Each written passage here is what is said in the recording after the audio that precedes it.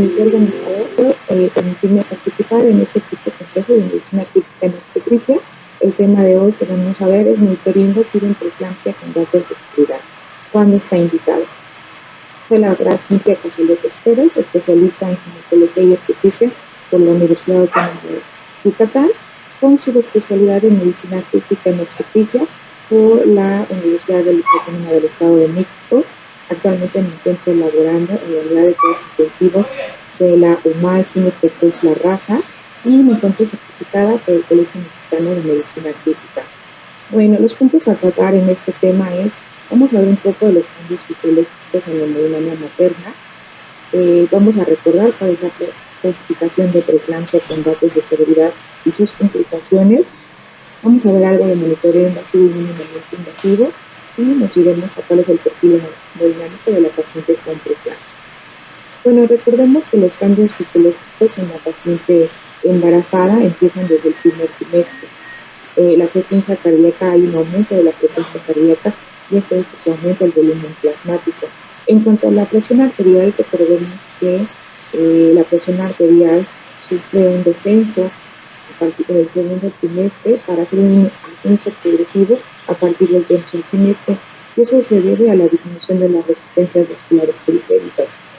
En cuanto a lo que es el índice cardíaco, las resistencias vasculares, vamos a ver que vamos a tener a partir del primer trimestre también van a haber cambios de remodelamiento cardíaco y que esos se van a ver más notorios a partir de la semana 34. Por ejemplo, la presión arterial va a tener su pico máximo a las 34 semanas, la frecuencia cardíaca lo mismo.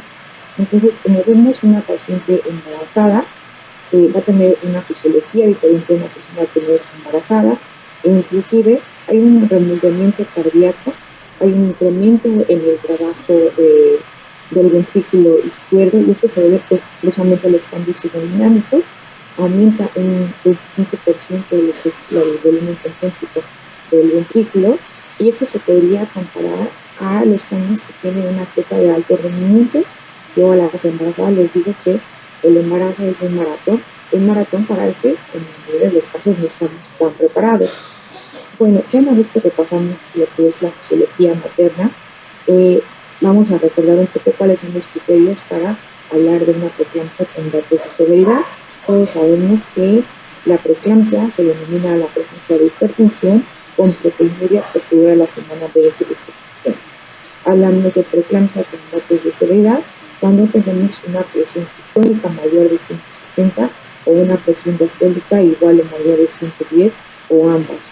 Y además de eso, cuando tenemos datos de severidad, como son la cefalea, los frenos actígenos, epigastralgia, la presencia de convulsiones, las alteraciones bioquímicas, elevación de las transaminasas, disminución de las plaquetas, la trombocitopenia, lo que es también datos de ceguera cortical, los famosos frenos, cuando tenemos también un desprendimiento de retina y otras complicaciones a nivel cardiopulmonar, podemos tener edema agudo del pulmón, hematológico, hablábamos de la trombocitopenia, renal, criterios de lesión renal aguda, y en la unidad fetoplacentaria, aunque ya no es un criterio de preeclampsia propiamente dicho, tenemos que también puede haber un dato de oligohidramias y una restricción del crecimiento como datos de una preeclampsia con datos de seguridad.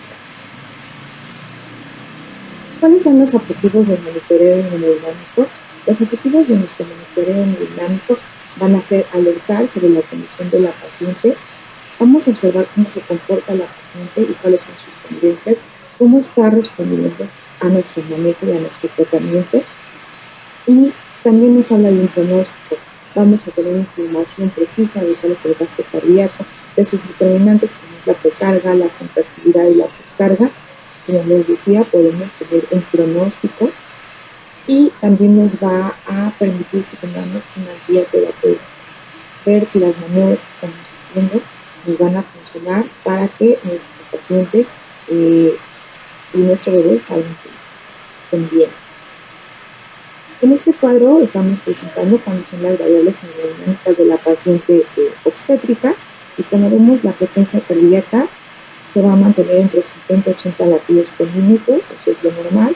La presión arterial sistólica entre 140, de 100 a 140, la presión arterial diastólica de 60 a 90, la presión arterial media siempre tiene que estar mantenida entre 84 y 100, el índice cardíaco va a ser entre 2.5 y 4.1, el gasto cardíaco es muy importante que lo tengamos presente, el volumen minuto va a ser de 4.5 a 8.5 litros por minuto, y bueno, vamos a ver también el índice sistólico, que va a ser de 35 a 65, el volumen sistólico de 52 a 97 mililitros, y por aquí también tenemos las demás variantes como el contenido de equipo torácico, que es nocivo para ver, tenemos la impedancia, que es de 90 a 170 kilómetros por metro cuadrado, y el trabajo cardíaco izquierdo.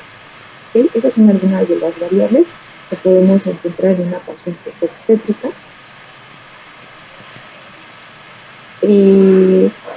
¿Cuáles son los tipos de monitoreo que tenemos nosotros a la mano?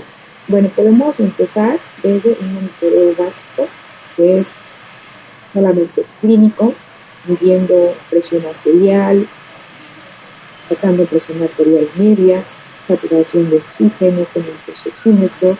Si tenemos un monitor, podemos tener un electrocardiograma de 2 derivaciones, podemos tener también la onda de pulso, y ya hablando de un monitoreo mínimamente invasivo, podemos hablar desde colocación de una línea arterial, que puede ser mínimamente invasiva. También podríamos hacer un monitoreo con ultrasonido Doppler, que es de lo que se está echando la mano más ahora. Podemos hacer un ecocardiograma, podemos interrogar también las arterias renales, las arterias hepáticas, para poder hacer un perfil completo de la paciente.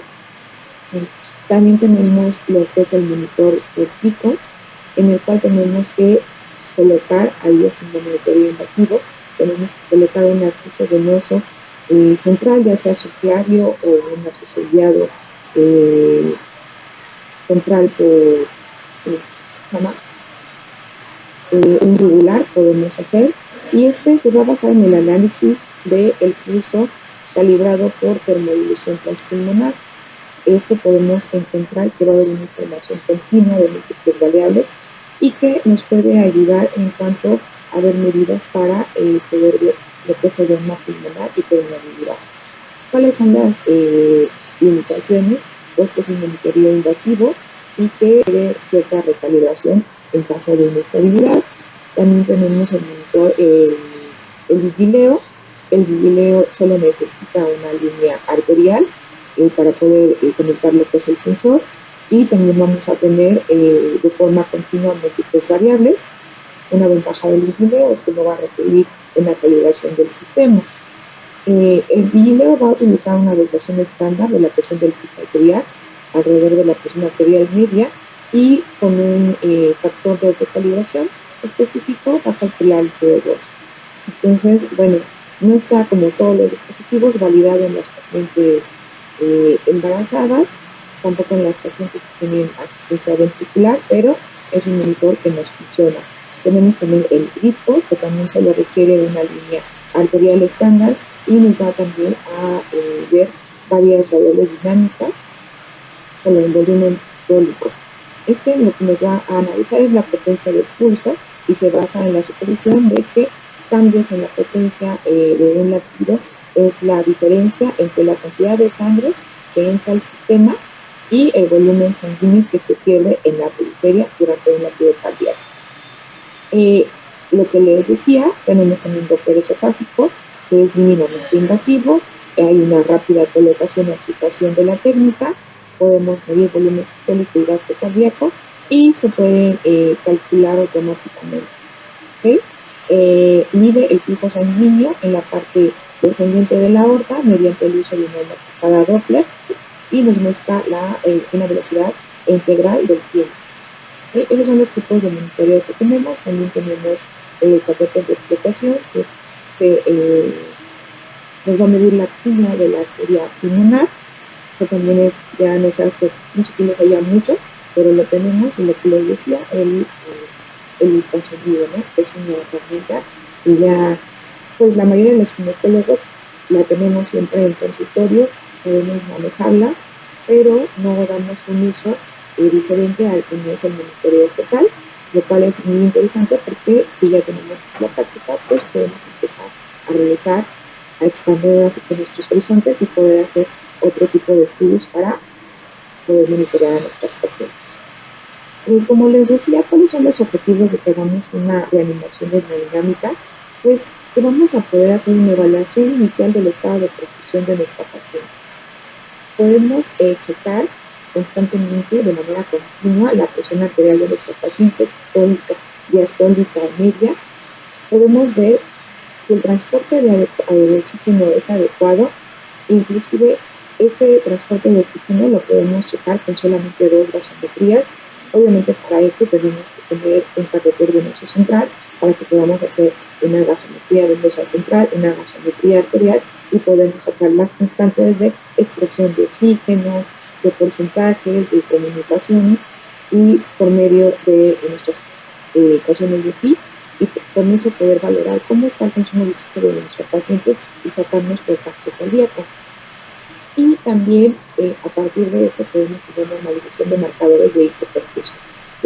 Eso puede ser con tan solo 2 gasometrías, pero si necesitamos invalidar a nuestro paciente. Como les decía, tenemos que tener una manipulación básica inicial. Tenemos variables objetivos, como son nuestra presión arterial media, que puede ser con el manómetro. Podemos hacer una invasiva, como sería una línea arterial.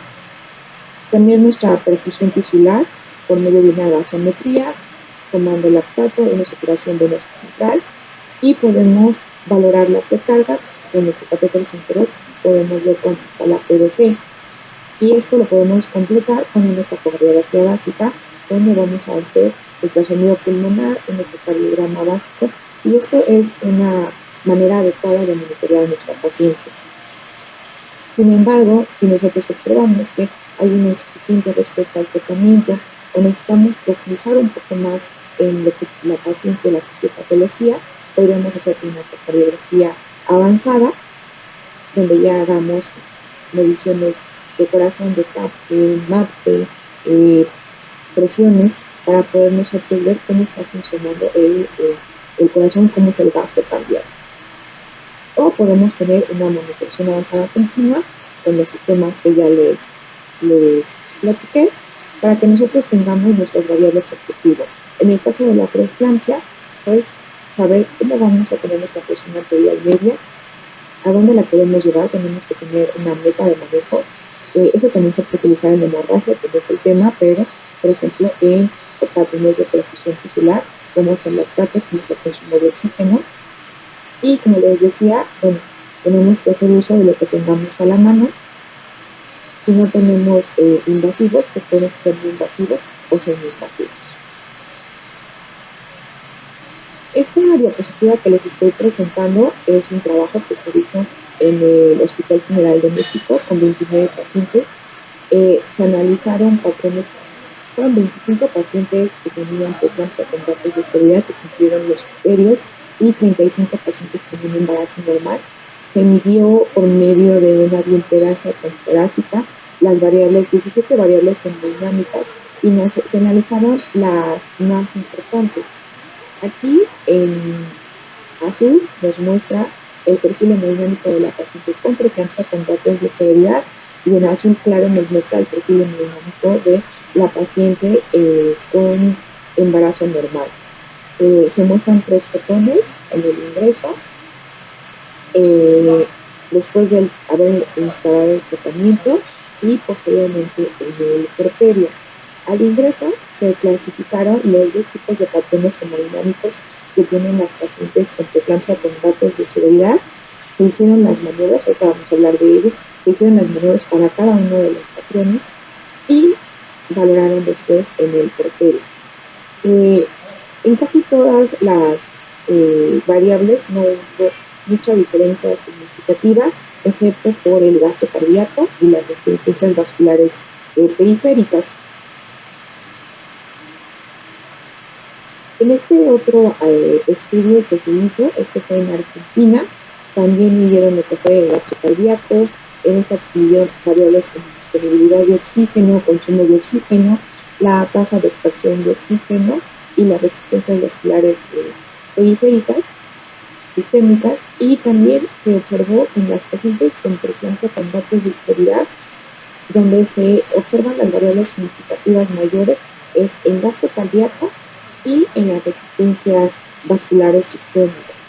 Bueno, con base en estos dos estudios que tenemos, si bien se reflejan pocas pacientes, hablan de 35, 40, podemos tener dos perfiles hemodinámicos de la paciente preeclámpica. La literatura marca que va a depender mucho de la etapa clínica en la que la encontremos, pero podemos tener un perfil hipodinámico y un perfil hipodinámico. En el perfil hipodinámico vamos a tener un gasto cardíaco normal a bajo con resistencias vasculares sistémicas elevadas. Esta es la paciente que podemos hacer uso del manejo con volumen. Recordemos que la paciente preeclámpica es una paciente hipovolémica por el escape que hay de líquidos hacia el tercer espacio. Esta paciente nos va a responder a líquidos siempre y cuando hagamos una reanimación adecuada, hagamos un ultrasonido pulmonar, ultrasonido de vena cava, ultrasonido renal, para ver qué tanto podemos a la paciente reanimarla con líquidos, además de, obviamente, los hipotensores. Estas pacientes se benefician mucho del uso de beta-bloqueadores, y en estas pacientes también podemos utilizar el sulfato de magnesio. Recuerden que tenemos nosotros una receta de cocina, veis una carga de líquidos, podemos tomar la TA, podemos pasar vuelo de hidralazina, podemos dar el nifedipino, 10 miligramos, y el sulfato de magnesio para neuroprotección. Sin embargo, vamos a ver que en el perfil hiperdinámico la paciente tiene un gasto cardíaco elevado, una resistencia vascular sistémica elevada, pero además también tenemos una falla del ventrículo izquierdo. Estas pacientes no van a tolerar tanta carga, si nosotros le tenemos el volumen, no lo van a tolerar. Son pacientes que nos pueden hacer falla cardíaca activa, que nos van a hacer edema pulmonar, y sobre todo son pacientes que van a tener un efecto de sumar. Si nosotros utilizamos líquido, pero además le vamos a poner sulfato de magnesio, el sulfato de magnesio también aumenta el gasto cardíaco. Entonces, estas pacientes no se van a beneficiar tanto de la neuroprotección, porque con este efecto de los fármacos hipertensores más el sulfato de magnesio podemos llevar a nuestra paciente a falla cardíaca. También son pacientes que no se van a ver muy beneficiadas del uso del aldocalor, ellas se van a ver más beneficiadas con calcio antagonistas. Entonces, es importante que nosotros nos familiaricemos con estos perfiles hemodinámicos para que guiamos nuestras terapéuticas. Si ven, o sea, a una paciente sí le podemos manejar carga de volumen, sí le podemos manejar beta-bloqueadores, sin embargo la otra no nos va a tolerar y vamos a tener las complicaciones, sobre todo el edema agudo y la falla cardíaca. Entonces, ¿para qué pacientes estaría indicado hacer un monitoreo hemodinámico? No todas las pacientes con preeclampsia con datos de severidad se van a beneficiar de un monitoreo invasivo. ¿En qué pacientes sí estaría indicado? En aquellos pacientes con infección hipertensiva, aquellos pacientes que tienen 3 antihipertensivos y no logramos controlar la presión arterial, que ya utilizamos toda la dosis de hidralazina, de nifedipino, la betalol, y aún así la paciente sigue hipertensa. En esa paciente sí sería indicado para poder, como les comentaba, ver qué perfil tiene y entonces cuál sería la terapéutica más adecuada. En la paciente eclántica es una de las complicaciones más severas. En aquella paciente que ya tiene edema agudo de pulmón, sobre todo sospechando que ese edema agudo de pulmón sea secundario a una falla del ventrículo izquierdo, que tal vez la paciente se beneficie de utilizar anestésicos, una dopamina, para ayudar a ese trabajo cardíaco. Y en aquella paciente que presenta lesión renal aguda. Estas serían las indicaciones maternas. No lo puse aquí, pero otra de las indicaciones para hacer un monitoreo hemodinámico sería en aquellas pacientes que vamos a plantearles un manejo conservador, que está un poco peleado entre la terapia intensiva y ginecología, cuánto tiempo, a quién se le va a dar, pero en esos pacientes que planteamos un manejo conservador también sería adecuado ver cómo está el perfil hemodinámico. Muchas veces el manejo conservador solo lo planteamos bioquímicamente, vemos la presión se controla, cómo están las variables, subieron las transaminases, bajaron las plaquetas, hay lesión renal, interrumpe el embarazo. Sin embargo, haciendo un monitoreo hemodinámico podemos ver cuál es la tendencia, sobre todo porque lo que hay que cuidar más en una paciente preeclámptica es cómo se encuentra la función cardíaca, el gasto cardíaco. Eso es lo que nos va a ayudar a mantener una adecuada oxigenación, no solo para la paciente, sino también para la unidad fetoplacentaria. Recordemos que aproximadamente el 12% del gasto cardíaco es el que mantiene la unidad fetoplacentaria. Entonces, si no mantenemos un adecuado gasto cardíaco, si nuestro objetivo solamente va a ser químico y mantener una presión arterial normal, que realmente nuestra meta tenemos que tener con nuestro meta objetivo, muchas veces nuestra meta es bajarle la presión a 120/80, 160, casi 60, que esto también va a decrementar la función del corazón de la paciente y también va a ser un detrimento. Entonces, también tenemos que marcarnos unas metas terapéuticas objetivas.